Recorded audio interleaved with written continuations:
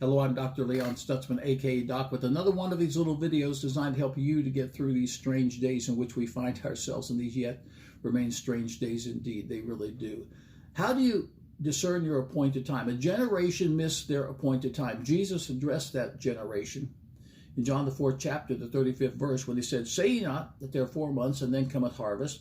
Behold, I say unto you, lift up your eyes and look on the fields, for they are white already to harvest." They missed their appointed time. Now, God moves in an appointed time. Things happen in an appointed time. They miss their appointed time. How can you discern your appointed time?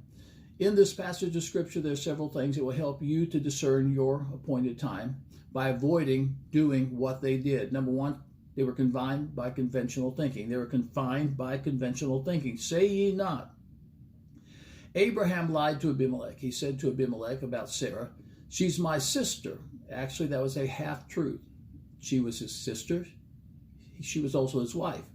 He was afraid that if he told Abimelech that she was his wife, that he'd kill him and take Sarah to be his wife.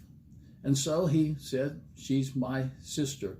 God woke Abimelech up in a dream, told him that Sarah was Abraham's wife, warned him not to touch Sarah. The next day, Abimelech comes to Abraham, confronts Abraham. Abraham said, I didn't think the fear of God was in this place. Well, the fear of God was in the place because God woke up Abimelech in the middle of the night and said, "You can't touch this woman because she's another man's wife." And Abimelech, after confronting Abraham, releases them and lets them go. Abraham could have had an ally. Instead, he created an enemy because he was confined by conventional thinking. How many enemies have you created in your life because you were confined by conventional thinking? Naaman almost missed his miracle because he was confined by conventional thinking. He said, "Behold, I thought he will surely come out and stand and call on the name of the Lord his God and strike his hand over the leper and recover my leprosy." The prophet of God said, "Go dip 7 times in the Jordan River." But Naaman thought, and in his conventional thinking, he almost missed his miracle. How many times have you missed a miracle because of conventional thinking?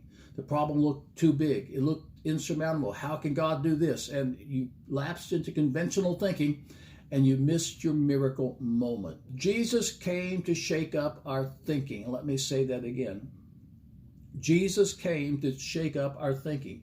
12 times in the book of Matthew, Jesus says, "But I say unto you," you've heard what it was said. You know what conventional thinking is. You know what everyone says. But this is what I am saying unto you. What do you really think? Why do you think what you think?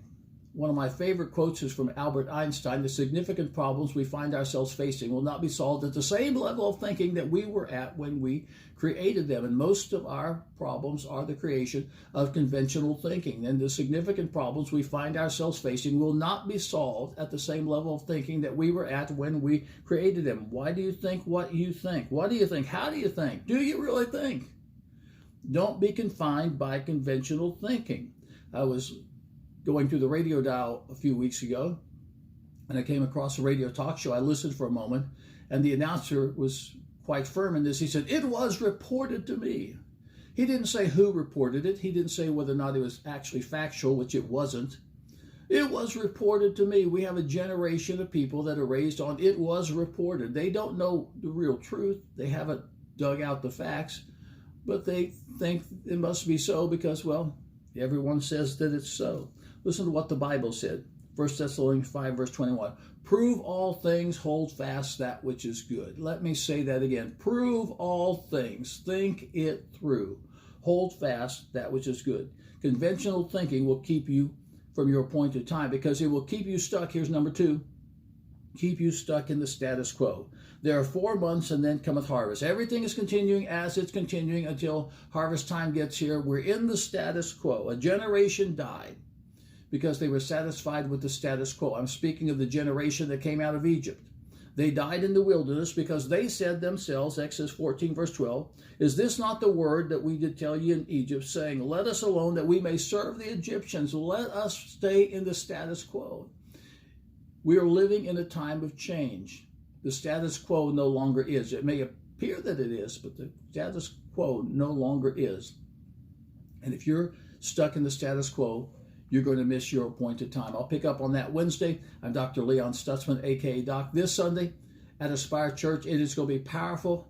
I'll be sharing a word called the power of self-fulfilled prophecy. When you begin to prophesy to yourself, things will happen in your life. I'm not talking about, yea, verily, I say unto you. I'll share some things with you next Sunday that'll help you to speak your world into existence. Catch it live on the live stream at aspirechurch.tv, Facebook Aspire Church TV. I'm Dr. Leon Stutzman. See you on Wednesday.